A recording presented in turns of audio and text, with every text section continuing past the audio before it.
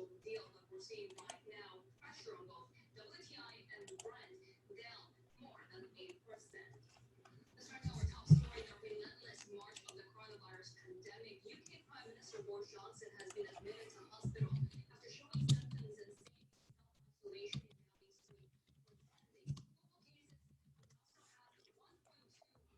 What's that?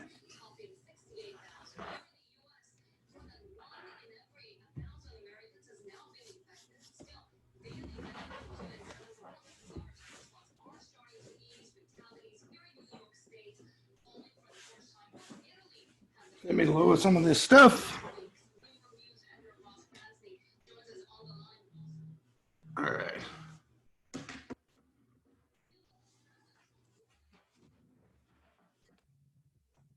What's up, everybody? All right, let me get quickie out of the way, and then some important stuff to get to, some important developments late Friday that we need to talk about. Probably the only important thing to talk about on tonight's webinar. Anybody who's new, if any of this sounds foreign to you, you could go to wallstreetjesus.com. Of course, I can't type.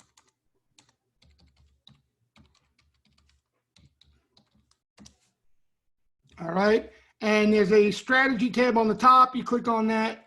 You'll get a lot of quick, easy to read info on the basics of what we're discussing here and the importance behind it, why we waste our time with it. All right. There's free information, market updates that I post quite regularly, daily, I would say, for the most part. And if you're interested in a free trial, no credit card required, you'll find that here on the first homepage, okay? And you get 3 free days just to get a glimpse of basically what we're doing. All right, any questions, you know where to find me on Twitter. Shout me a holler and feel free to ask any questions you may have on your mind.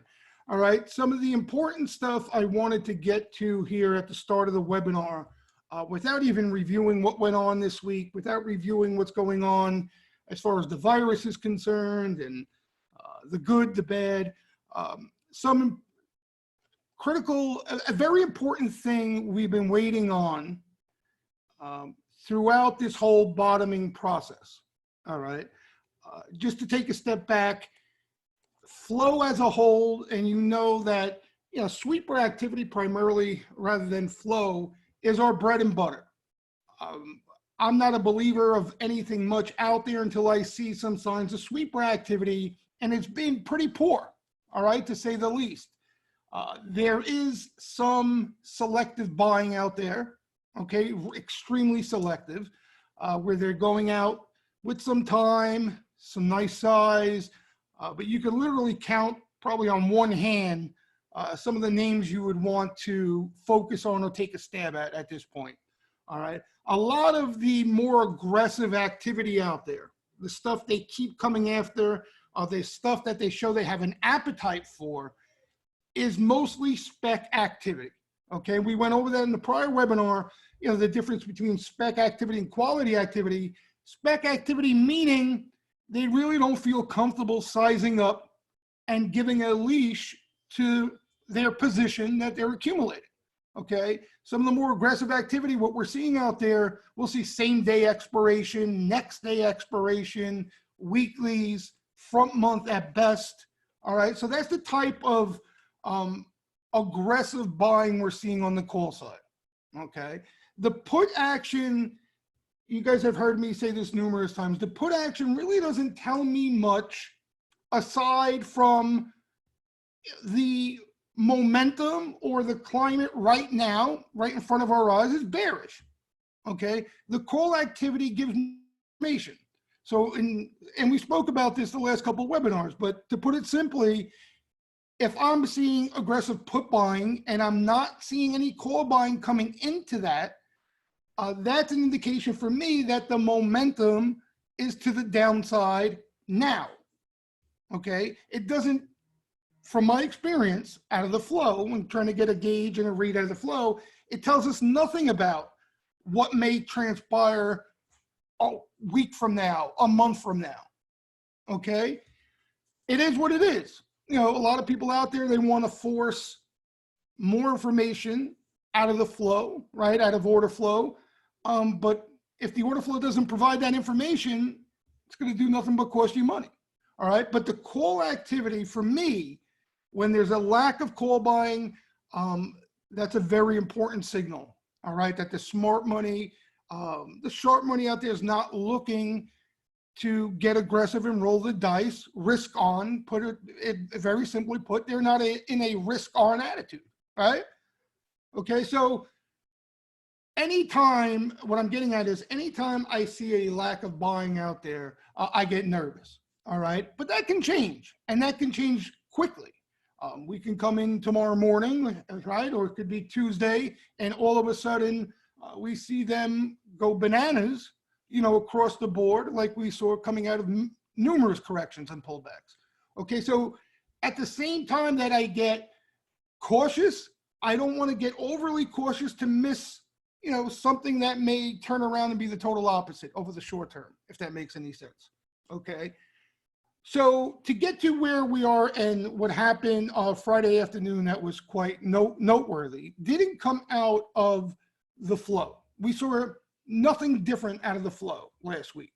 Okay. It was the usual, the normal stuff, and wasn't impressive. Okay. What we did see, we saw as we went, you know, the last couple of weeks, we went over this in the webinars, we saw a lot of sentiment readings, okay, that we pay attention to, not short-term stuff that we look at day to day, but a lot of the intermediate term, okay, the sentiment that measures positioning out there more than trading has finally got to an extreme, okay? And that's significant for a number of reasons. One, it tells us that, you know, a lot of the liquidation, whoever was looking to sell, needed to sell over this initial wash, the likelihood is they're out. Okay. The supply that we were concerned about, right, coming off the highs in whenever it was February, right, we were concerned because sentiment was on the complete opposite side. Positioning was quite full. Any catalyst for a sell-off could be something larger than usual because there would likelihood be a lot of supply out there, a lot of things to be sold if they needed to sell. All right. So a lot of that supply from our indicators is telling us a lot of it's been washed out. Okay.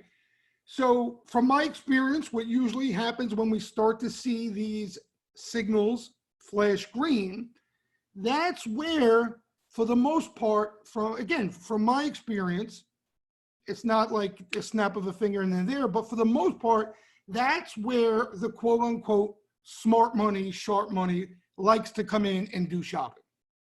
Okay. Because again, we're not the only ones looking at this. A lot of the smarter people out there looks at sentiment, pays attention to sentiment. The market moves on sentiment. It's obviously extremely important, an important factor of this whole game, right? But, you know, a lot of times over the years, what I've seen is when these signals start to light up, flow could look abysmal. All of a sudden, we see rapid fire buying come in, okay? Everything could look abysmal. The news could be even worse off than where it's been before sentiment started lighting up green. But we start to see some buying out of, you know, the other readings that we look at outside of flow. Okay, and that's what I'm going to discuss today, because that's where something lit up Friday into the close. We spoke about this here. Let me get a pen handy here. Okay, here are the signals, by the way. Might as well just run through them. All right, and we'll go over them after, you know, I speak about, I think, something that's more important. Short-term trader tactical signals are below neutral, a little weakness, they would flash green, okay? Signs of a potential squeeze over the short term. Intermediate term sentiment, you could see pretty much lighting up all bullish. bull bear indicator at 0, literally 0. Retail put the call, bearish extreme, which is bullish to us. Smart money indicator. AAII sentiment, as I mentioned to you guys last week, a lot of people who follow this reading already consider it bullish. I look at it through one lens, bulls and bears as a ratio. That's not quite there yet, because that signal, that reading has back tested really well over the years. Okay, so not to where I want to see it yet, but really close. Some of the professional money out there, their positioning, AIM, NAIM, both bullish, washed out. Fidelity Funds, completely washed out. The Fear Greed, one of the first to get there, they're washed out. Panic Euphoria model, which I would even put on a longer term time frame than most of the intermediate term signals we look at. That's flashing panic, which is bullish. That was at euphoria into the highs. Okay, just to give you guys an example. Hedge fund exposure, another thing that was a problem into the highs, right? Hedge funds pretty much long and all in at one point. They are basically a smidge net short, so no long exposure as a whole. Okay, and this is what we're going to get to now, because this is where I want to focus most of the attention early on here. So sweep bear activity we spoke about, right? This stuff here, these next two, all right, I don't want to give too much away, not to sound like, a conniver, but I don't want to give too much away of what it exactly entails, what goes behind these signals, all right? But just so you can understand my lingo, right? Sharp hedgers, all right? What I mean by that, in the futures market, okay, there's a group of professional hedger type money, commercial money, okay, that what they like to do when they think a market is overdone to the downside, okay, I'm just giving you the basic premise here. What they do is they take hedges off all their position, and they're almost, again, I may be exaggerating here and there just to get the point across, naked long in a sense. All right. So think of a group of professional money that their job is to actually hedge their position. And when they take their hedges completely off, it's telling in itself. Okay. We've been eyeing this group of readings for, since this market's been selling off. They were max hedged into the highs, as most of you know. They have finally dip their beak and have long exposure, okay?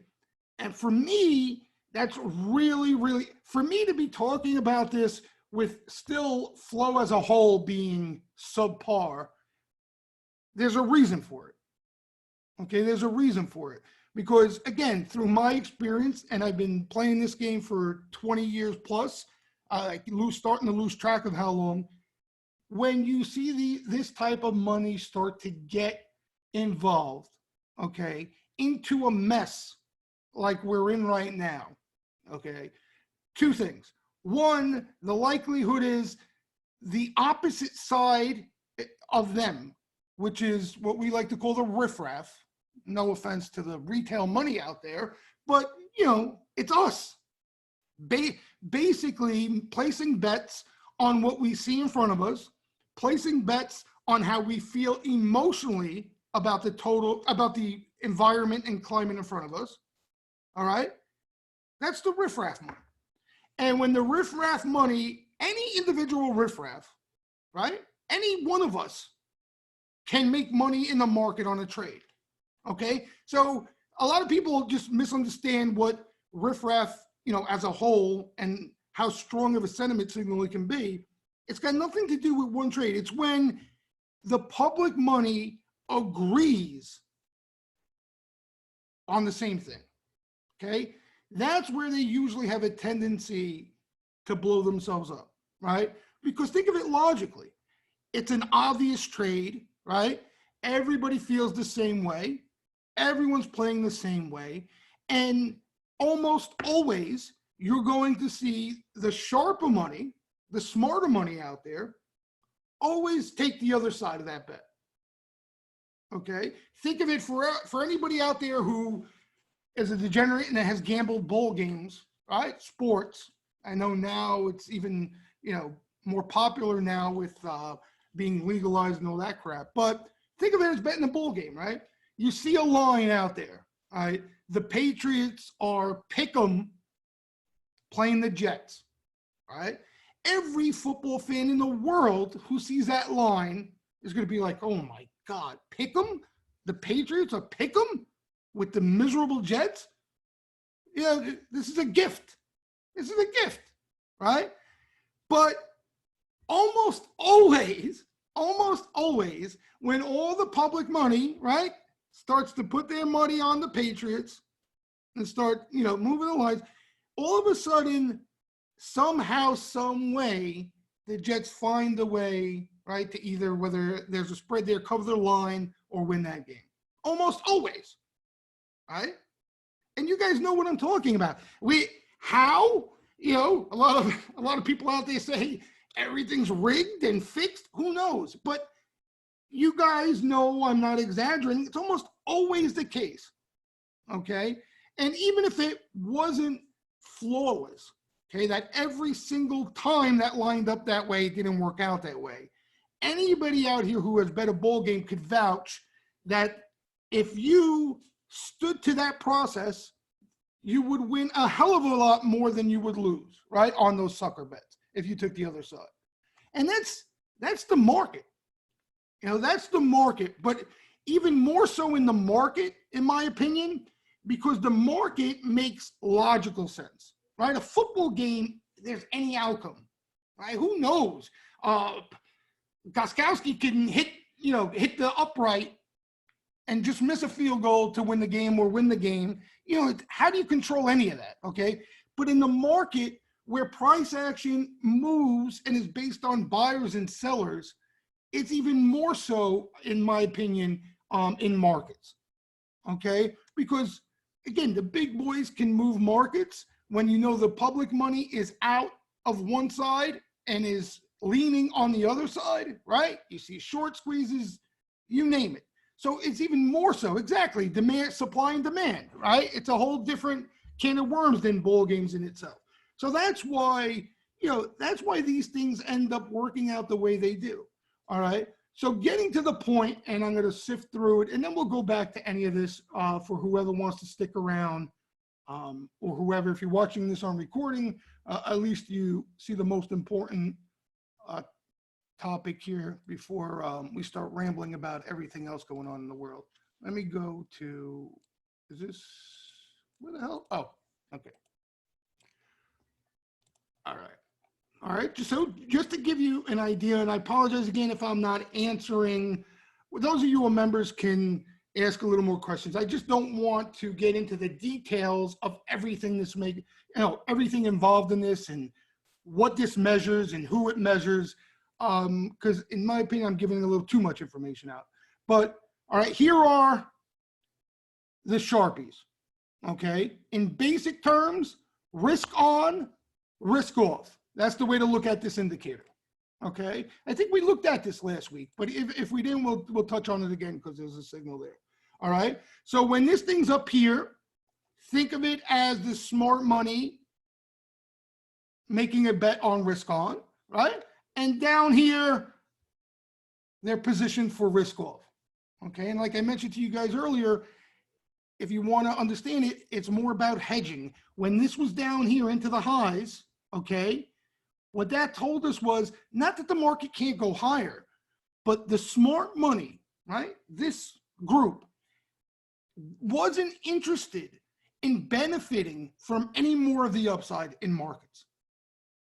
You understand? The risk wasn't worth any additional upside that was left, okay? So what they do, they get completely hedged, okay? And over here, when you get a drawdown, a sell-off, sometimes it doesn't even matter on the price action. It doesn't have to be a drastic drawdown for them. You could see right here, you know what I mean? Okay? But when they feel there's an opportunity on the long side, what they do is they take off all those hedges, okay? And that gives them obviously more exposure, a lot more exposure to upside, okay? And you can see how quick it happens. Like this thing lingered down here into the highs and in all the sell-off, the whole sell-off, okay? And the last 3 weeks, you had one bump up, they did some buying into the lows, then a little sideways we were crying about last week, and then this past week here, confirmation that they're in. All right, so that's the significance behind this signal, is this group, right? You guys may know them, you may not have followed this, you're on this webinar, you're a member of the Steamroom, etc., because you're looking to either learn about sentiment signals and flow and order flow and take my word for it and then see the proof in itself, okay? But it's a notable signal, okay? A pretty notable signal. And you can see from a couple of the examples here, it actually worked out quite well, you know, more so on this side than the bottom side, all right? But more so on this side when there were lows. I know the next question is, oh, but what about 2008? Believe it or not, 2008, I could probably get it off a chart too. They didn't come into the lows of 2008. Okay, they were nowhere near that. They were actually hedged completely on the selling all the way into the lows. They played an intermediate low prior to that. There was a decent rally, bear market rally, and then they quickly flipped to putting on all their hedges again. All right. And that's what they do. Like, even if you see the markets rally from here, okay, as the market pushes higher, you're going to see them put hedges back on. Okay. Little by little, continue to put hedges back on. Sometimes, even markets that rally and go sideways and chop around, you'll see them aggressively put hedges back on as well. And that's something to keep an eye out for. Okay. But again, we cross that bridge when we get to it. The noteworthy thing out of this webinar is that they finally showed up and they're willing to risk their money on the long side. Okay. And that's what I was telling you guys. Like, if I'm going to get any sort of aggressive, right? Because as you know, and a lot of you guys who have been in the Steamroom are on the same boat, we've been pretty conservative, especially with swing positions and stuff like that. If I'm going to get anywhere, even think about getting aggressive on the long side of anything, I have to see, in this type of, I have to see this at least, okay? So this is there. We'll talk a little bit about how game plan and how we played and all that stuff, all that fun stuff after this, all right? But there's more here to show you. Here is the other side, right? And this is the riffraff, the public money here, okay? And you, like I said, a lot of times they're just on opposite sides, maybe not to an extreme, but they're never on the same side, very rare. All right, and you see here, okay, they actually, and Nick, if you're out there, Lentz, remember we talked about how when we're looking at this signal, they nailed the bottom in 2018 and then they shorted the rally into it? Very similar this go around, all right? So you can see here, they got long a couple of times into this selling, but you know, they were scared, right? They had nervous hands. They didn't want to stay long. And then they finally get washed out after this rally and they're looking to short this little rally here. All right. And the same thing. Riffraff is, I wouldn't say retail, it's more of spec money. Think of it as us. How about that? Think of it as us without looking at these things. You know, without paying attention. Exactly. Specs. Gamblers out there who think they know a lot about this game, you know, betting, placing bets on emotion, their own emotion and bias and all that stuff. Okay? And it, you know, it makes sense, right? It makes sense with everything going on out there right now. You know, it makes total sense. All right, this was the 2018. You know, if I blew it up for you guys to see, you know, like 2008, you guys wouldn't be able to see the signal now, which is more important in my opinion. All right. But you can see here, 2018 lows, same thing. You see this? They actually bought and pretty much nailed the lows. Okay. But as soon as the market started rallying, they got cute. And that's what specs and retail, they love to do. They get cute. They'll be right on a trade, and then they think they got a remote control. I caught the long, now I'm going to short it, and I'm going to catch both sides because I'm Houdini, right? You see that quite often. They think they can play both sides like they're Nostradamus, all right? And that's what they did here. They got long, they, by accident, nailed the lows, caught a nice rally. Oh, this is not the real rally. I don't know when the real rally comes. And they shorted into that and got run over. Okay. And back here, you could see, this is probably 2015, 2016 coming out of that. They were short for a good portion of this. I remember a good portion of it until the market went parabolic, you know? All right. So that's, I don't want to spend too much time on any one because I got quite a few to show you guys, just so you understand where it's at. That's the riffraff, the spec money. This is another thing again, we spoke about last week. I would like to have line up with everything we're seeing right now. And it is, okay, it is. This is the sharp money, smart money in VIX futures, okay? And you could see here, right, we talked about it the last couple of weeks. They haven't got long equities, right? They haven't got long ES and the index futures yet. But what they were doing, they were taking off their VIX exposure, okay? So you could see here, long 200 contracts plus, 200,000 contracts plus, right? They did buying into the death when nobody wanted to own VIX. Okay, and then they get this massive move, and little by little, they've been selling into it to now they have no exposure to VIX. Okay, from my experience, okay, when these guys get short, right? So that's not too far away, but basically, when these guys get short VIX futures, that's usually an all clear sign. Okay, the lows are in, all clear meaning the lows are in for now over the intermediate term. Volatility is likely to calm down. You know what I mean? So it's a very important sign if these guys get short VIX, because that tells us at least volatility should be suppressed, you know, for the now anyway. And you're going to need that, obviously, if you're going to find some stability in the equity market.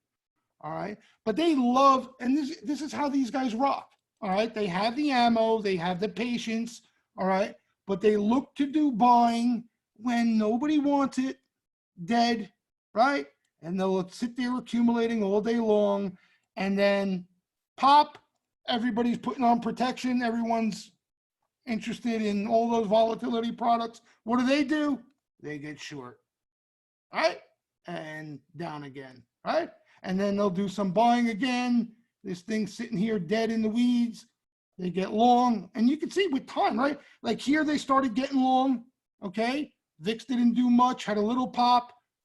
They stopped. Then VIX went dead again. They got long some more. And then they get paid, all right? So this would be, in the next week or two, if we see this down here, that would be another, you know, bullish signal out of this stuff. Oops. This is a nice reading where, let's say you don't want to be bothered looking at individually spec riffraff money and Sharpie money. This combines the two, all right? So it's a combo indicator. Sharp money combined with the spec money. When the sharp money is long and the spec money is short, you're going to get a bullish signal out of this, right? So let me go over that again. When the smart money is long and the retail money short, that's where you get a bullish signal out of this. All right. So if the smart money is getting long and the retail money is not short yet, you're not going to get a bullish signal out of this. Okay. That's the difference from this and the others. But when they both line up, okay, that's where you'll get signals out of this. And you can see literally into the highs, this flashed a sell signal because what happened was you had the smart money basically get net short, all hedged out, right? And the retail money, the dumb money, get long at an extreme into the highs. And that's why you got a signal out of this into the highs. Okay, so now you got the complete opposite here. All right, and you can see too, it's not always the price action pullback. Smart money always loves to buy pullbacks. We know that, right? Off corrections, and that's where all the money's made. But sometimes you get little blips, and these things signal. Sometimes, if you guys remember, for those of you who are around, we caught a really nice trade, actually 2 of them, into a rally. Remember coming out of the 2018 correction? Remember how it was unusual that the Sharpies were actually chasing a rally and the dumb money was, because the dumb money was shorting into it? So it's not all price action based. And that's what I love about this. You know, that's what I love about it. All right. So it's something we got to keep an eye on each and every week, like we have been. But we got the signal that we've been waiting on to show us that somebody who knows a lot more than you and I is, you know, sticking their neck out. That's what it comes down to. That's what this means. That's all it means. Okay. This is another version of spec money, kind of a risk on, risk off indicator. All right. This measures, I think, small speculators, just small. All right. So down here is their net short, and up here, the positive numbers, they would be long. Okay. So you could see here, you know, the net short by a good margin. And now this is interesting, okay? Because I always like to look at this when I see everything I just showed you guys, signal. If I don't see those signal, I rarely look at this because it's not as efficient and effective. Only when I get confirmation that the Sharpies are dipping their beak, then I start to look at, okay, what can I see where they might be dipping their beak, where they're looking to make their biggest bang for their buck. Okay. Interestingly enough, it's the Dow. All right. So the Dow Futures, DJIA. Okay. You could see here, and this is kind of what we saw coming out, if you guys remember, again, coming out of the 2018 correction, the next buy signal we got here, okay? They never, and I got deja vu because you remember this, Sean, this is what we were talking about. They never get net long Dow Futures. Hardly ever, okay? Here into this low, right? We remember, I remember us talking about this, exactly this, okay? So what's significant is you can see here that they're actually have a net long position. You can see it doesn't go over this 10K mark because they never do. You know, they never do. Okay, they usually have some sort of hedges on. Okay, sometimes more extreme than others. But very rarely do they get flat or above flat. And they did here. You know, this was the last one. This was the signal that Sean and I are nodding our heads about. And that came into something over here after the low, which was unusual. See, this was into the lows there, okay? Into the lows here, just for anybody who's curious, the focal point of their money coming out of that was in the NASDAQ. They tattooed NQ off these lows in December 2018. That's where the Dent was. Okay, so now the Dent, from what I'm seeing now, is in the Dow. Doesn't mean the other ones aren't going to perform well, okay? But, you know, it's interesting to see where, you know, you would think tech, right? Maybe they're buying tech because tech is kind of virus proof, some of them, etc. They're actually going after Dow names, industrial names, which I think is pretty important to know. Right, right? The Boeings and all, they look the worst, all right? And we did see Sharpie flow out of Boeing. We could go back and talk of that. As hard as it is, guys, listen, okay? I'm in the same boat most of you are in psychologically and emotionally, okay? I look at what's going on around us and I'm like, oh, like how? Like what's the incentive to get long anything right now? You know what I mean? Like if anything, if I'm going to get long anything, I would like the only thing I'd be comfortable for is a trade. Look at what's going on around you right now. It's not looking good. But, you know, at the same time, I think like that and I say that stuff, I have to pinch myself and tell me, you know, and remind myself that a lot of bottoms felt exactly like that, even worse. You know, so I have to, you know, pay attention to my signals, have an open mind about things. And that's what these signals do. They give me a push, you know, they give me a push to start looking at exactly blocking out the noise, you know, looking for any signs out of the flow and stuff like that, that this thing might be in play. And that ultimately is what gets me to be more aggressive. Okay. And we'll talk, I want to talk, you know, I want to spend a little time on that as far as a playbook and how to approach all this. But I thought it was most important to see, you know, what is the makeup of that signal and why it's so, you know, why it's such notable in itself. And those of you who stuck around to the close, you guys know, you heard me screaming all of a sudden. I was like a dead piece of log throughout the whole day with the flow the way it was on Friday. The only thing I was looking forward to was this update. And I honestly, I didn't even think we were going to get the signal. And then all of a sudden, like, caught me by surprise. I got a text from my boy who gave me the heads up on it. As soon as it updated, I looked and, you know, and the market had a reaction too. I don't know if you guys noticed that, but it could have been related to something else. The market always, you know, has a late reaction to something late in the day. But I almost felt like the market had a reaction to it in a positive way. You had that late pop that just lined up with it perfectly, right? What was that, Ryan? 350, right? And that's exactly where I got the update. All right. What else do I want to, before I take questions, hold on, because then I forget. And then we'll talk about everything, names and playbook and all that stuff. All right. So we went over sentiment.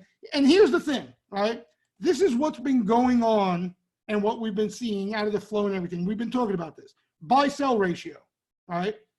And the majority of the upside and the constructive price action, right, and all that stuff has been short selling and a lack of sellers, you know, sellers getting tired, right? And that's what sentiment usually is a signal of, okay? Sellers getting tired, they exhaust themselves. The old niner that we saw and stuff like that. But look at this, okay? This measures the buying. Look how dead that thing is. Like, I don't remember bottoming off the lows, the bottom, and the buy side being this dead. I can't remember another scenario like that. I can't remember another scenario like that. Yeah. And, you know, we spoke about this last week, or was it on the Tuesday webinar? You know, you can look at this both ways. The negative way, there's a lack of buying, and that's, you know, never a good thing, right? But the other way is that it's at such an extreme that it can only go up, right? It's laying there dead. It's not like we're coming in and chasing this. You know what I mean? So that's kind of how I'm approaching it and I'm looking at it. But the thing I wanted to see, either out of the sweeper activity or out of the Sharpie data, for me to get comfortable, you know, taking a serious approach to the long side, I needed to see that the money that knows a lot more than myself, rolling the dice. If they're not going to do it, I'm not going to do it in a situation like this. Especially, this is something different. This is not a credit situation. This is a health situation, which opens up a whole different can of worms, So I'm not trying to be any wise ass out there and stick my neck out and lose money in a big way if my signals aren't there. I also blew it up here, so you guys, I thought you find this interesting. This is as far as back as I could go. 2015. All right, so that's the same chart we're looking at, buy-sell ratio, but just going back even further now. All right, doesn't look as bad, right? When you scroll back and look, throughout time, it looks like there were periods of time where it hung out there similar to this. Maybe this is a little bit longer. And if you want to look at this in a contrarian way, like we just spoke about, right? You have these instances here where sellers, this is sellers shorting, selling in general, is at an extreme, right? These are extreme levels here. And then eventually, when everybody has sold and there's not much selling left, right? Again, that exhaustion signal. It's usually a signal that things are going to play out the reversion to the mean type thing, the other way. All right, so let's talk a little playbook, and any questions you guys have, fire away. I'll try to get to the majority of them. All right, but as you're asking some questions, I'll talk a little playbook here, okay? You're probably like, what's this mean now? Do you go out and you just buy everything you can, or, everybody's different, okay? Everybody's different. Individual names, I think, are still extremely difficult. Like, nobody knows what's going on in a lot of these individual names out there. So that's where I think the flow can be a lot of help. If we see sweeper activity now, in one of these industrial names or these names that are really beaten up pretty bad, then I think you could take a shot there and, with some time, start a long position. But what a blanket statement in how to approach all this, the way I would recommend, right, that could apply to everyone out there, is to whatever it takes, we need to remain bullish on the flushes and on the sell-offs. Okay, that's the key takeaway. So if the market rallies tomorrow, okay, and then we flip around late week, Wednesday or Thursday before the long weekend, and there's some extreme selling out there again, okay, you want to look at and remind yourself of this, right? Knowing that, okay, there's smart money behind this, and the likelihood is they're going to buy, okay? And that's where I think the opportunities are over for traders and for, some of us who may want to make bets with time behind it,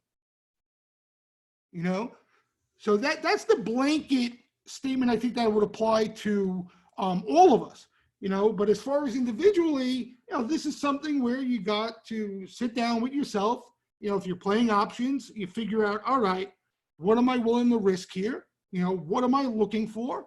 Am I looking for some longer term stuff that I want to buy, 4 or 6 months out, give a little leash to and make a big dent? What am I willing to risk? That's why if you were predominantly in a cash position and you've been conservative, like a lot of you have been, we've been talking about it, this is where you want to start to take things serious in opening up a little bit, And the flow, I think the flow from here, for me, is going to determine how aggressive I get. All right. Usually when all this lines up, the aggressive sweeper activity is not too far away. Okay. It may not be in the stuff we want, may not have as much time as we would like, but usually when this stuff lines up, the sweeper activity is not too far away. All right. And that's where I think the stock picking, we can get helped out with, picking stocks, what names, what sectors, stuff like that. All right. And that's for me too, a gauge on how aggressive I want to be. right? So if they continue to hit names like coming out of December 2018, if they just tattoo names across the board, then I want to be more aggressive, right? If they're still being selective, then, I want to be smart about it. Maybe I'll wait for days of weakness and start picking at some names, with a little bit of time behind it. So that's where I'm going to use the flow from this point. But, little by little, this is what we were looking for. We were looking for sentiment lineup. We're looking for, sharpies to stick their necks out. The last ingredient is going to be the sweeper activity. But here's the thing, too. All right. And I want to make this point clear. The problem with waiting on the sweeper activity, the aggressive sweeper activity, okay, is when it comes, you're only going to be able to get your hands on whatever. And with this market, that's it, right? We're so used to that. It's not like you get dips along the way and all that shit. When the momentum turns and sweepers start going bonkers out there, you know what's going to happen. You're going to have a gap up. You're going to have a 2,000-point Dow rally. And the train left the station. And now you're like, oh, what should I chase? You understand? So I think this is our heads up that the probability of that has gone up now, right? So that's where I think, at least for myself, if I wanted to own a Boeing with some time, this is where I want to start, where I wanted to start looking, right? If I had a tech name in mind that got beaten up and I was itching to pull the trigger and I was waiting for these signals, now is where I want to start, paying close attention to the flow and start to put some money to work. Yeah, and listen, that's what I mean. We all have our preference of names. We all have our sectors, all right? And like I said, just because they're focusing on the Dow doesn't mean that it's going to be the only thing that works. There's a good chance that it may outperform, okay? Because that's a lot of times that's what happens. But it doesn't mean you have to just focus on that. All right. So let me broaden this list out and get to some questions here. Hold on. Oil. I don't have any opinion on oil. I really don't. I mean, we've been talking about oil for so long. I don't know. I have no idea. You know what I mean? I'm not an oil guy. I attempted trying to play some of these individual names over the course of the last 2 years. Almost every loser has been out of energy for me. I just don't have an interest right now. There's so much, there's global stuff involved, politics involved. I don't have too much of an interest. I know it's been moving around. There's news. Maybe the news ultimately that sets off a rally as a whole, a la 2016. But just as oil specifically, I don't have any opinion on it. Any opinion. I wish I did. Gold too is tricky for me. I could see a scenario where gold even rallies with the markets. But if money comes out of gold to go into risk on stuff, then do I want to own gold right now? And you understand, I've been waiting for a sentiment and the Sharpie signal to line up. I'm going to own gold. Maybe I own a little gold with some other stuff, and hope it works as a hedge and stuff like that, or I get lucky and they both go. But I can't, similar to oil, I can't focus on gold here. I can't focus on it. Risk on is what I'm looking to focus on. Have I nibbled on some leaps? What I've bought recently, I got some Take Two, Sean, TTWO with time. I own some Boeing. I own September's I bought last week. So yeah, to answer your question, I have been doing a little chewing on stuff with time. So now it's just I want to maybe step on the gas a little bit more, and of course be ready for that tactical squeeze too, Sean, that we want to take advantage of. Yeah. Most of the indicators, you see the short-term indicators, most of them are based off options flow. Most of them. The intermediate term stuff, because that measures positioning, not as much. Not as much. Right? And Sharpies, obviously, that's got nothing to do with options. That's in the futures market. Right? So contracts in the futures market, basically. What are you guys talking about? Who's filing bankruptcy? Are you guys talking about somebody now, or I see you guys talking about somebody who filed bankruptcy? ZM. The thing about ZM is that it's been strong, and do they sell it off? You know what I mean? To go into other stuff? That's my worry about it. But the good thing is you have that pullback off the security issue last week. So again, individual names I got a tough time with right now unless they caught some flow. I'm being honest with you. Like, I know Zoom is going to survive this. I know that's why the stock has been strong throughout, right? Even like an RNG, right? This thing has been strong, up till now, right? So this is not beaten up and cheap anymore. This has already been bought, but it wouldn't shock me these things go higher. TDOC, this thing, right, has been a monster. It's been a monster. Has been a monster. What's interesting out of this is the stuff, guys, the stuff we would never buy.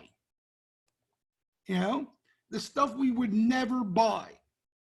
That's what, I'm going to be looking to the flow out of. The stuff that's been like, a Caterpillar, like anybody want to buy a Caterpillar right now? Who the hell, would want to buy a Caterpillar? Deere was so strong, right? Remember how strong Deere was? That has corrected nice. So names like that, in addition to tech names, in addition to a lot of the tech names, semiconductors, that's another spot. Don't forget the semis. When semis get hot, there is no better squeeze on the face of the earth.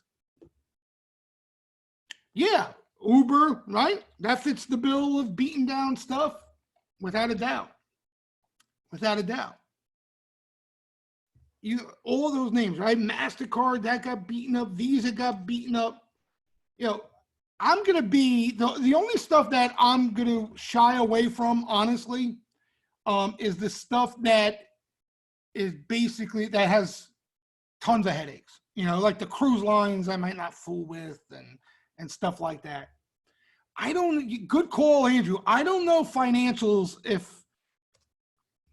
I don't know if I'm going to do it unless we see something crazy out of flow. But that's a good question. Financials. My favorite play out of corrections are the semis. That's my favorite.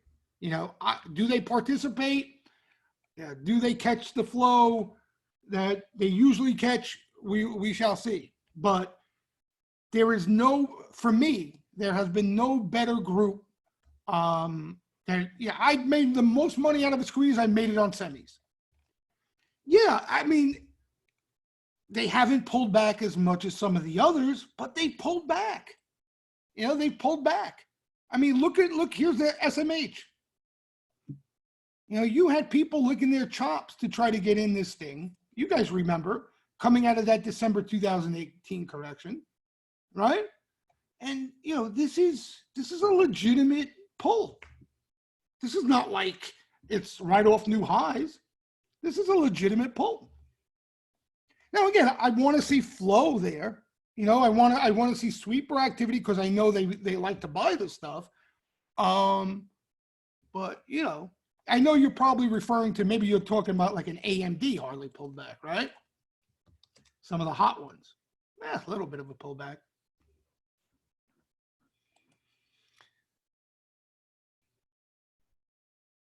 Yeah, I like them all, Matt. I all these semis I like. Like LRCX, that thing's a dart when that squeezes. Like I love all these names. They're big movers. They can fly. But again, I'm just hoping we see some signs out of the flow that this group is going to be in play. So that's the thing up in the air now, right? We spoke about basically sentiment, the Sharpies, everything that's lined up. What hasn't lined up completely yet is the flow. And that's ultimately the momentum, right? Where the money's going to go. So that's what I don't want to get too wrapped up in any names that may not catch action and they go sterile here, or underperform here. So I would focus, if for you guys, I would say focus on the overall market. And then you may already have preferences in, certain names, right? Because I know a lot of you guys like to play those high beta names and stuff like that. But I would, with the information we have, focus on the overall market and the signals we have right now. Because right now out of flow, we are not getting anything material out of sweeper activity that they're stepping on the gas in anything. Boeing caught a nice round of action with time, June, September's, right? Take Two was early on in the process. That was with Jan's with a lot of time behind it. What was, I'm drawing blanks. What were some bull risk reversals recently that caught some initial activity? Oh yeah, Home Depot caught some action that had a nice squeeze. They haven't, in other words, they haven't really come back to the TJ Maxx retail name. Good call. They haven't come back to really getting after these names. So we have like a watch list kind of thing where they've been, poking around in, what names they've been poking around in. But I don't have a sector. I don't have, some go-to names, right? Like TJ Maxx is probably as good as some of the action out there that we've seen. They haven't really got aggressive. Trip. With time, those risk reversals.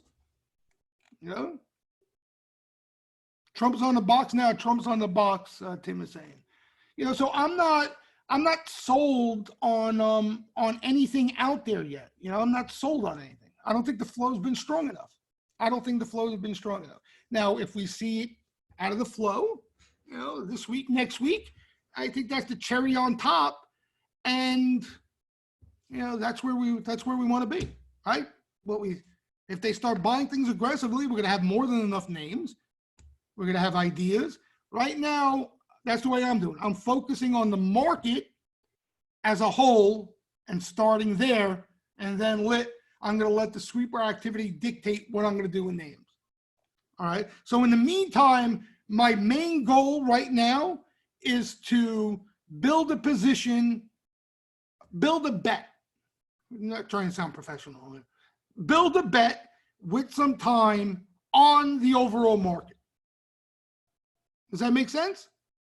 So into weakness, that's where I'm looking to start, and I'm going to build around that as the sweeper activity dictates. That's my goal. Okay, where and that's a big change, like we were talking about last week, where I really had no incentive to do any of that. I wanted to, for the most part, be quick.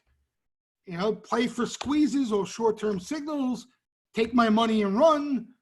When short-term sentiment got a little too hot, sit on my hands. So now I'm going to look to take advantage of pullbacks and, add to a bet on the overall market. So this is my logic behind it. Worst case scenario, right? I have some stuff I've been nibbling at already, names with time, but not much, okay, not a lot. But worst case scenario, I'll have a decent bet on the overall market. Some of the stuff I've nibbled at already, and whatever sweepers come in and tattoo, I'll be looking to take advantage of it. So, but worst case, I have that core bet on the market that I can build around. Well, that's a good question too. Like, everybody's got different things they like to play. Like some people like to play ES. Some people like to play SPX. For me, sometimes what I like to do is make a core bet on like SPY or the Qs or maybe both if I want to spread it out. And then, when I'm feeling a little strong, then I get frisky with my TNAs and that stuff. You know what I mean? So everybody's got a different approach. Strong to quite strong. But, is that you, Tree, asking that? These questions fly by so quick. What I would do is just take some time and figure out, like, what you want to do, as far as what you want to play. Like, is it SPY? Is it SPX? A lot of people I know like to play SPX. They're pricier and all, but a lot of people like to play SPX calls. They're expensive. Maybe you want to, go a little bit out of the money and roll the dice on your core bet on the market, with some time. Maybe you're not interested in laying wood, or maybe you're interested in laying wood, and that's going to be like sort of an equity position with some leverage. Everybody's different. Everybody's different.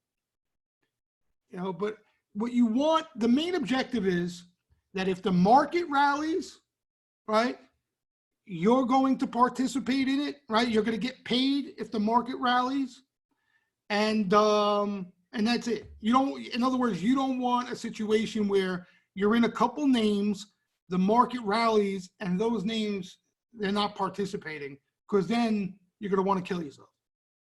It's happened to me, so I can tell you, you're going to want to kill yourself. You're going to want to kill yourself. No, spread it out. You can spread it out even into weakness. We see a solid SPY line get hit, right? We're seeing SPY action both sides. So let's say a sweeper hits a SPY line with some size. You may like that line, right? So that'd be a line you want. So in other words, you don't have to make the decision exactly what you want to buy right here, right now, but you just want to have an idea of maybe, what percentage of the account, how dollar amount, what you want to risk, those sort of things. But again, IWM, maybe they hit that and tattoo that, right, for a squeeze over the next couple of months. So, this is all stuff we want to pay attention to now that we know that Sharpies have dipped their beak. Now that we know, we got confirmation that sharp money is buying, we don't have to worry as much about some of these good-looking ETF bets not being legit, in my opinion. All right? We got confirmation, where prior to this, we haven't had any confirmation. Okay? So that's the takeaway from this.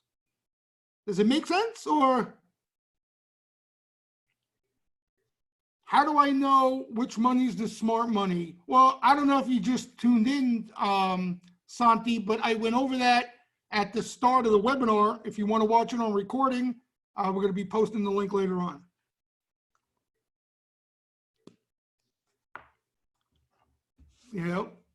Be good, Sean. Thanks for stopping by, buddy. Have a good night. Stay safe out there, huh? Where do I see the significant flows?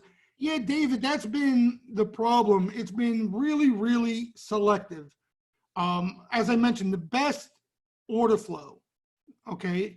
The best looking order flow has been showing up in ETFs on both sides, okay? So we'll see SPY buying, and then we see SPY, call buying, and then we'll see SPY put buying, all right?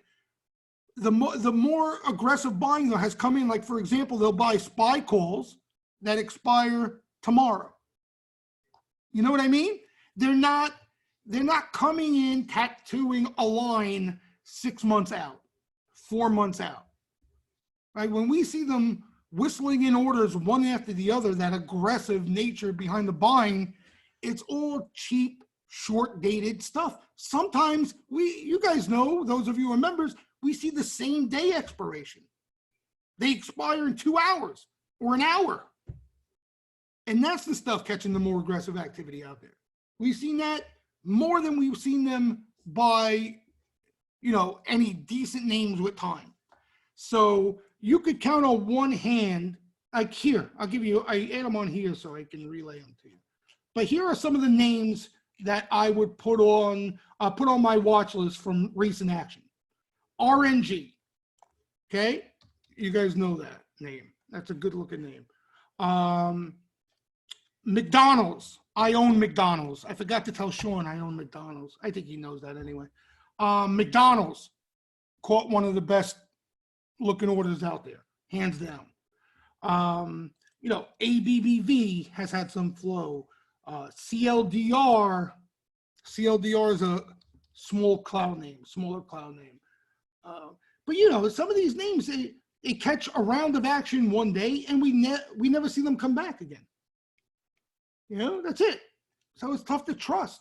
Take Two, ATVI. ATVI is good looking too. ATVI is good looking. Mickey D's, I mentioned. There's not a lot. Boeing caught the best action we've seen so far in this correction. Boeing. You would love to see them come back again. It's not even the stock working out. They went out to June and September's, okay? You don't even want to see this thing work out yet. You want to see them come back and hit those Septembers again, harder, and hit them again. That's what they do when they really want something. They don't just buy it and then you never see them again. Where's, I have the Boeing action here so you guys could see, hold on. I hear Trump, what is it? Oh, here it is. Here's some of it. Okay, so this is some of the action on Boeing. Look at the wood they laid, right? Like prior to this, we've seen Boeing action. Some end up working out, some haven't. Calls, puts, all weekly spec stuff. All right. Then they finally show up and look how they hit this thing. September 140s, 1.4 million. Right? Another September 140, another million plus. June, this is all the same day. June, 900,000 sweep. June, 800,000 sweep. June, 700,000 sweep. Okay? So this is real action. This is real action. And when it's special real action, like in a bull market, you see this, you don't even think, right? You're buying Boeing. There's no question, okay? But in this climate, in this environment, when they want a name, right, the lack of buying we've been talking about, they do this on numerous occasions. This doesn't just happen once because the market is so heavy and there are no rallies. They take advantage of the weakness to add to their positions. They want to. They have that appetite. Let Boeing sit here for as long as it wants. I'm going to own more. That's the mentality they have. And they keep adding. They keep adding. We haven't really seen any of that. Yes, this will be recorded. It will be recorded. We'll shoot out the link, Karen, when we're done here on my Twitter. Have a good night, Karen. Stay safe. So you know what I mean, guys? But this is the action in Boeing. And that's why, I felt that, especially if you were interested in the name, it was worth taking a stab at off this action. Now, to build a serious position in it for us, like to really start to like this thing, you have Boeing down Monday or sitting there not doing a thing, and these September or June guys show up again. That's a critical sign. Critical sign. The buying hasn't been there yet. But like I said, when the other things that have lit up green, sentiment and now Sharpies, from my experience, when that stuff lights up, sweepers aren't that far away. Sweepers aren't that far away. And you've heard me use the last legitimate correction we were in, right? as an example, okay? Because that was the last one, this one back here, okay? While this market was doing this, okay, so it was still selling, okay, this whole time here, and this included, okay, what they were doing, they started to buy names, okay? So I'll give you an example. What they bought initially over here into Lowe's, okay, they were underwater on. They weren't up as soon as they bought it. They were underwater on. So what they do, they came back and bought more, okay? Some of the early positions, they had to roll down strikes because they were early. You know what I mean? So in other words, let's say they bought the Jan 300s. The stock came in and they were early. They rolled down to the 275s for a higher delta, for a bigger bang for their buck. You understand? They don't care. It cost them more money because they are building a position. So what happened was you had a few names like we have now here. And then as the market sold off and sold off and sold off, that's where you had, you know, PayPal. I remember I owned, right? Got tattooed one after the other. It actually held up well, PayPal, compared to some of the other things. SE got annihilated. We'd even know what it was. SE got tattooed, you know? And, you know, the Microsoft, all the regular names as well, you know, they started to pile up. CRM, good call. Salesforce had some big action. You know, so I remember saying that because I remember some of the names I owned. I owned Yelp. Now, I'm not buying Yelp off some weeklies. I owned Yelp off Sharp Action. I remember they were August calls. This was in December, all the way out to August. You know what's another name I owned that ended up becoming a great win? I sold it a little early because I was nervous about it, even buying it. QSR. QSR, it happened to be Ackman.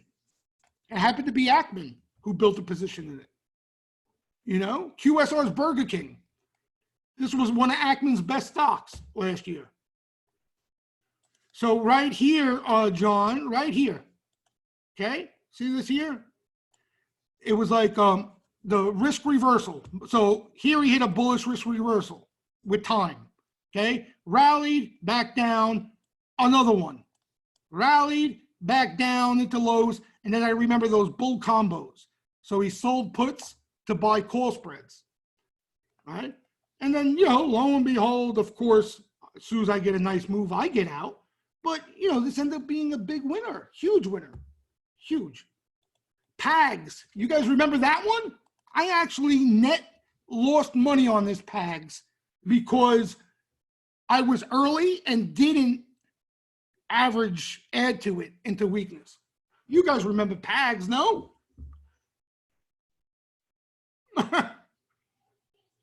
So the PAGS was one of the first ones to get bought. You know, I bought it. I remember I traded it, and then they came back, and I'm like, oh my God, what is this thing they're hitting PAGS? A Brazilian name. Brazil was the worst place to look to buy anything at the time. Brazil was on fire, okay? And this thing was getting killed because of it. They kept adding and adding and adding. It ended up being Melvin, that fund, the hedge fund, the guy from, whatever it is. But it ended up being another Sharpie, built a huge position in it with time, and then PAGS ended up being one of the biggest winners. Unbelievable. Yeah, right? 50? Is that where it went to 50? Oh my God, in the 50s. You know, so that's where, you know, as far as names are concerned, that's what I'm saying. Focus on the market or maybe a key name or two that you like on your own already that may be seeing some flow. But start with the overall market, easy, nice and easy there. And then, you know, just as negative as it's going to be, like you're hearing now, especially us New Yorkers, this is going to be a horrible week. I'm talking about in the real world. You know, there's going to be a lot of people dying out there with this corona shit. Like, shit's hitting the fan this week. Like, this was the week everybody was talking about. So it's easy to get tied into that negativity, but we want to make sure we put on our bullish sunglasses now because we got, confirmation from Sharpie Land. Okay. And God forbid if sweepers start to show up into this garbage out there. That's it. There's no other excuse.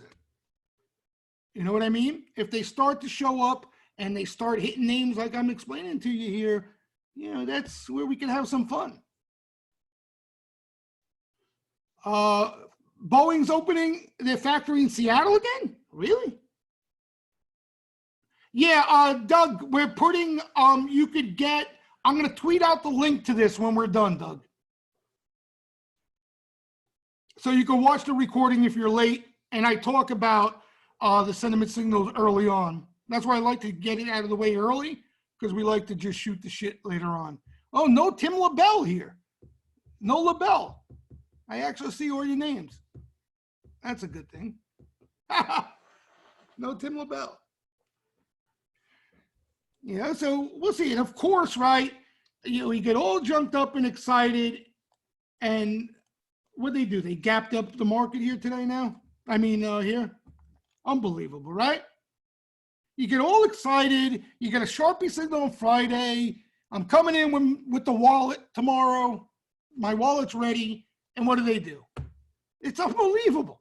It's unbelievable. They don't give you any time to breathe, these people anymore in this market. It's incredible. Yeah. Listen, call me conspiracy theorist, but I think, like Ryan seems to agree with me, I think Friday into the close, I think the reaction was based on Sharpie confirmation. I could be nuts, and maybe I'm making a big deal out of it. And now you're seeing the follow through here on, why are we up? Anybody have any excuse that they're giving? I didn't think we'd be down anything major, but I didn't think we'd be up like this. Right. They make you chase. They make you chase. Even with New York, supposedly the hot spot, going to be in critical condition this week, and then New Orleans, Florida, and the rest of them on fire. They're still gapping it up? I guess so.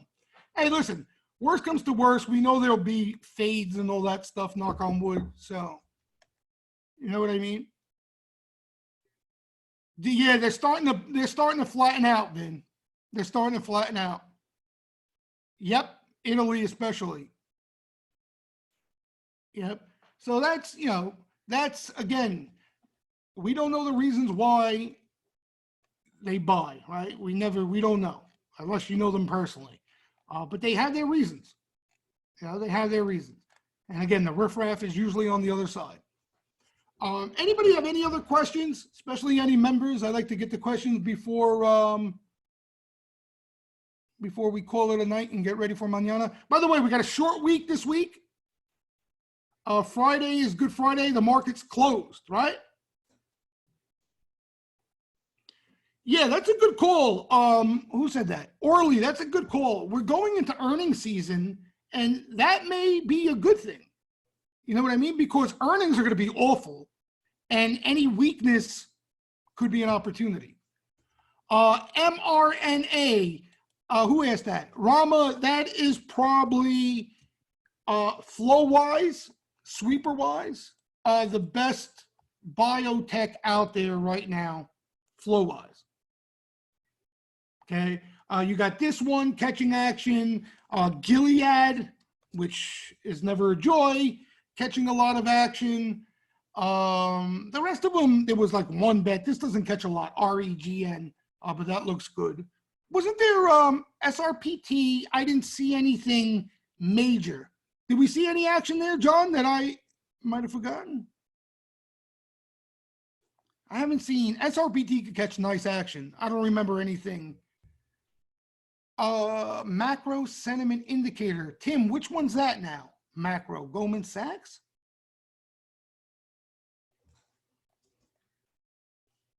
Are you talking about this, Tim? Post it in the room, and if I have it. The only last Goldman update I got was this one.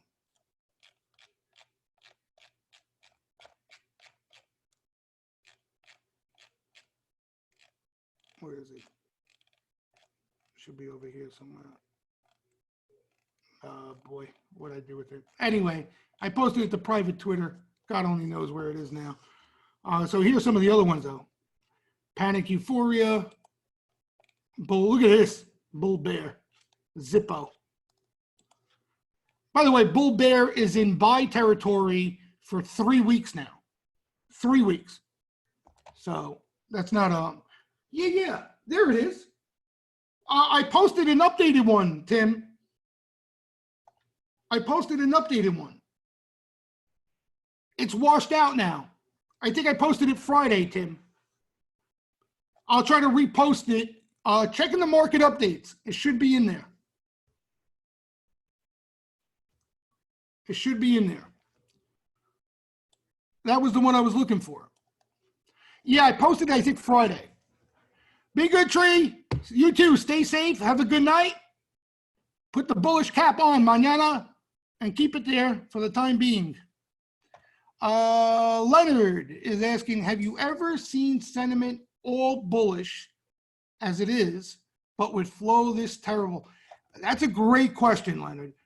I've seen sentiment like it is with flow terrible, but we always end up seeing at least spec action, momentum action, and a good amount of it. We haven't seen that yet. But that, at the least, that usually comes in for a squeeze when these things line up, okay? It doesn't guarantee good-looking action comes in, because again, remember, this only tells us the high probability of an intermediate term bottom. Doesn't mean that we're going to start. Thank you. Carney posted it in the room, Tim. Thank you, Carney. It doesn't mean that we're going to start a whole new bull rally here to new highs. Okay? What the sentiment stuff is telling us is that there's a higher probability of an intermediate term bottom. So kind of, let me give you an example. What's a good example of that now? Well, I guess maybe this. All right, so from my experience, what usually happens, okay, if this market, let's say, if all you bears are right, all right, and SPX is going to 1,000, you may be right. Who am I to tell you you're not right, okay? But what usually happens when sentiment is washed out like it is now is this, okay? And what happens when this happens, all the sentiment that we're seeing light up bullish, which is bearish extreme, gets washed out, and all those shorts, they get washed out. All those bulls that didn't want to buy, they come back in, and then the market can go south again. You understand? That's the significance, the importance out of sentiment. It doesn't mean that everything is beautiful, buy and close your eyes for the rest of your life.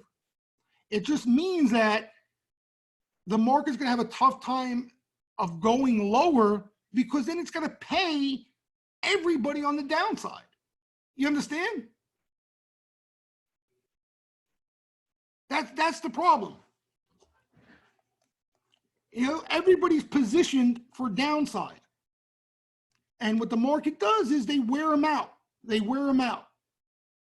All right, so don't get the wrong impression from me. I am a perma bull. I've made all my money throughout my career on the bullish side, okay? But I'm also a realist, all right? If I wasn't a realist, I wouldn't be around as long as I am, okay? I don't know what the market's going to do 6 months from now. I have no idea, you know what I mean?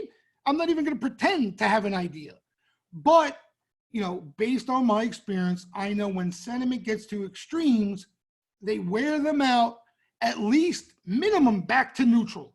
A lot of times, all right, and whoever was asking that question, what you see is sentiment go from everybody bearish. Believe it or not, you start to see some of them go to bullish extreme. They get there before it rolls over. So in other words, think of this, right? Everyone get washed out, everybody bearish, betting on downside, right? the probability of that is very slim with everyone positioned for it.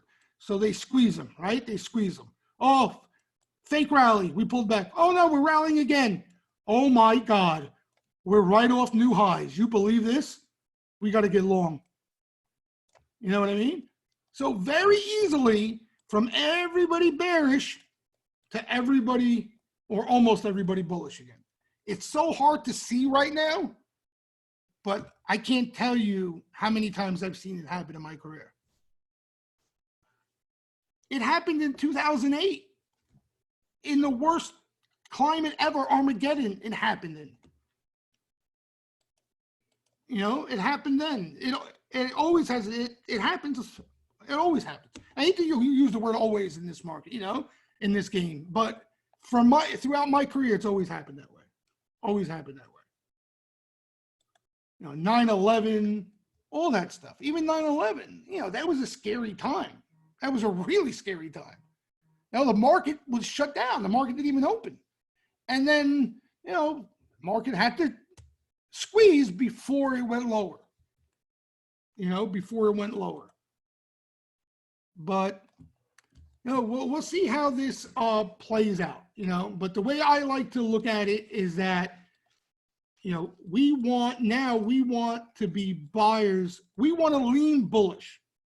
All right, we want to lean bullish. They want to test the lows. We want to lean bullish if they do that, right? Weakness is the opportunity. The weakness, like we said here, right? Here's a little rally. You're getting the breather, but we want to look for opportunities in here. And the more sweeper activity we see, you know, the more confident we'll be and the more ideas we'll have to look to take advantage of. You know, so that's where the sweeper activity is important, because here's the problem for whoever asked that question. If we have the same type of activity we're seeing the flow, we could very easily just languish here a little bit, you know, and do nothing and frustrate both sides. You know, so that's the way to look at sweepers. They can light the fire. They're the momentum. They're the momentum. Somebody was asking, I see another question about VIX. I don't know what's going on with those volatility products. I really don't. You know, some are up, some are down, right? You have this one that I was hearing was completely mispriced at one time. I don't know if it's the same. Yeah, overall, VIX is moving down, even though the market is not rallying. You know what I mean? But volatility slowly is coming in. You know, look at that, by the way. You had this niner here. You had a little 2-day pause. This niner nailed the top of the VIX trade there. This, you only had a 2-day little breather. But yeah, we'll see. And, you know, what I'm watching, again, I'm not a big VIX guy, but I told you what I'm looking at. I'm looking at this here. This is what I want to see. Okay, so this doesn't have, this may come next week. It may come in a couple weeks. You know, but once they get short, their next short VIX, that's when I think they can grease the chains a little bit. Is that what it is? Volume is lacking? Is that one of the reasons they're giving for VIX not acting the way it should be? I don't really follow VIX as much. What I do follow, we spoke about last week, and it's something you guys could easily follow, the term structure on VIX. Remember we spoke about that? I know a lot of people who use that as an all clear sign too. But that's not there yet either. Yeah, I know Tiger's getting coronavirus. What's going on now? I got 8 dogs. What am I gonna have to do? They don't mingle with anybody outside of the house. I don't take them anywhere now. They're in the yard chilling. Now animals are gonna get corona? What the hell's going on in this world? What a life, huh? What a life.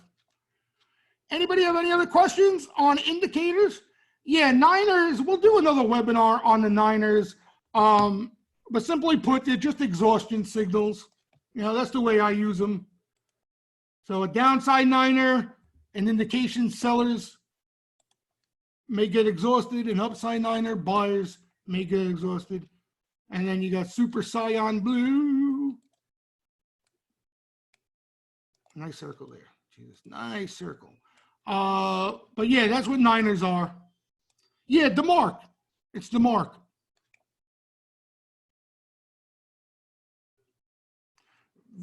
VIX futures are still in full contango. Yeah, what I used to work around guys, Matt, and still a lot of guys I talk to, that's what they use as kind of an all clear signal. They like to look at the term structure, and what they want to see, we were talking about last month, you know what I'm talking about. They want to see where, right here. If you go to VIX Central, you could get this stuff. I think it's VIX Central. So here, you see the slope of this now? This is, and it's been this way for a while. All right, so you see lower lows, lower lows, lower lows. Okay, what you want to see is these things start popping up. All right, in a healthy VIX environment, you would see the opposite, higher lows. Okay, so once this thing comes, once they break that trend out of whack, that's, I know a lot of people follow that and use that as kind of an all clear signal for the time being. Be good, Vinny. Have a good night. I know, Joey, you would die hard, Super Scion. Super Scion. But yeah, so that's what we'd be looking for. No signs of it yet, but maybe, you know, maybe we'll get it. Okay, I'd rather not see a major squeeze. That's what I fear. You want to know my fear? My fear is there's going to be a big squeeze. It's going to get to where it wants to get to, and I think we die there. That's my fear. This one here, hold on. You talking about on this chart or my other chart, Nick? This one is not the same chart we use in the thing, but go ahead. Can you see that? Some of them aren't even lit though, but do your thing.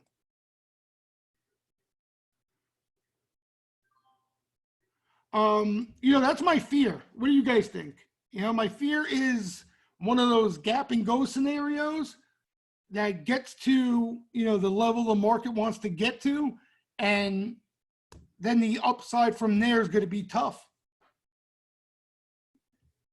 You know, again, that's why we want something, you know, you want to have that bet you can build around.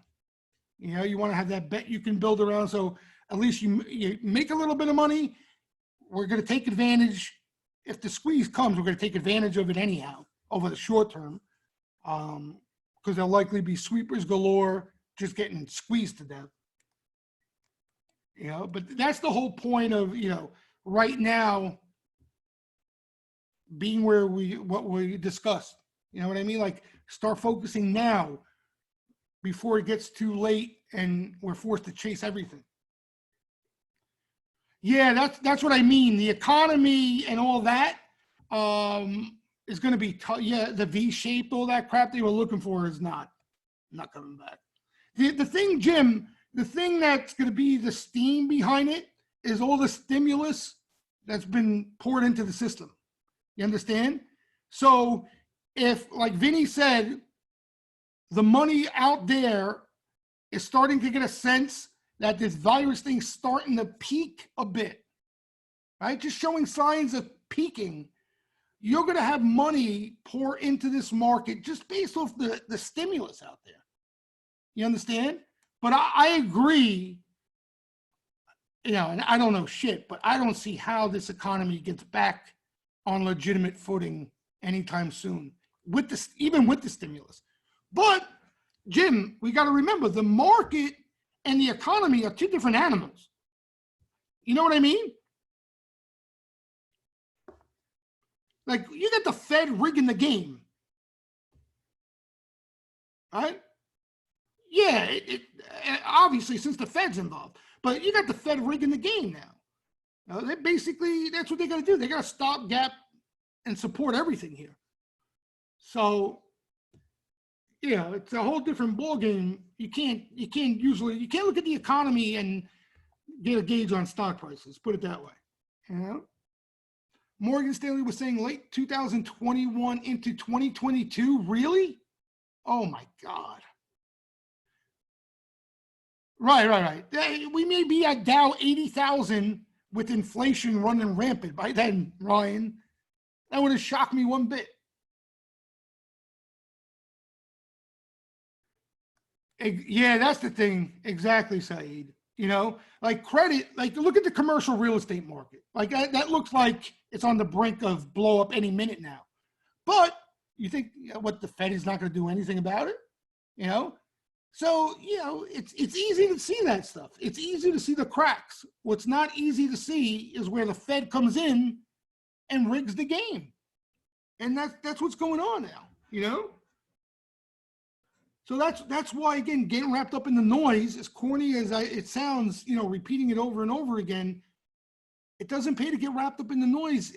They're not the same animal anymore. It used to be, not to go sound like an old man again, but it used to be, you used to do your homework on the market, on stocks, you know, fundamentals. I remember when I first got into the game, we used to look at earnings and their growth rate.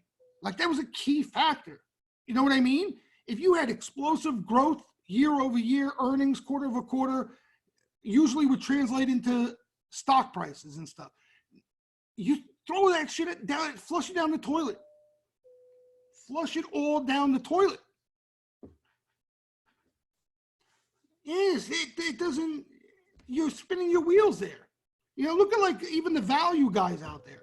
They've gone broke, you know, buying value stocks that are trading so cheap, but they've been ignored and cheap forever now, you know?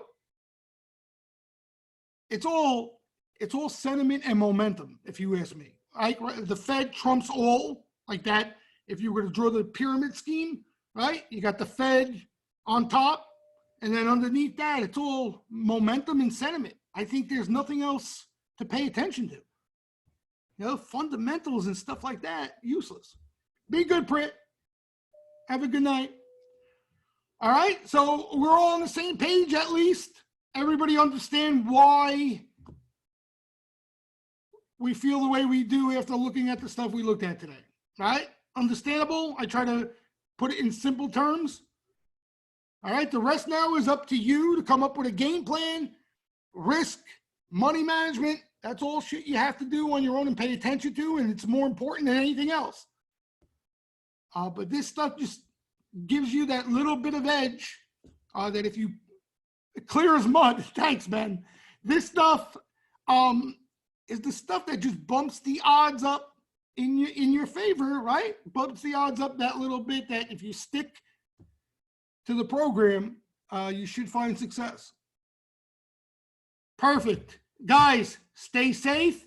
Happy holiday if I don't speak to you come the end of the week. All right? And good luck this week. Try and make some money. Have a good night, everybody. Yes, it's recorded. I will post a link on Twitter as soon as it gets uploaded. The most important part to listen to is the beginning part of the webinar. And again, if anybody has any questions on the material, wallstreetjesus.com. Okay? But look for the link on my Twitter. I'll send it out when it uploads. Be good, guys.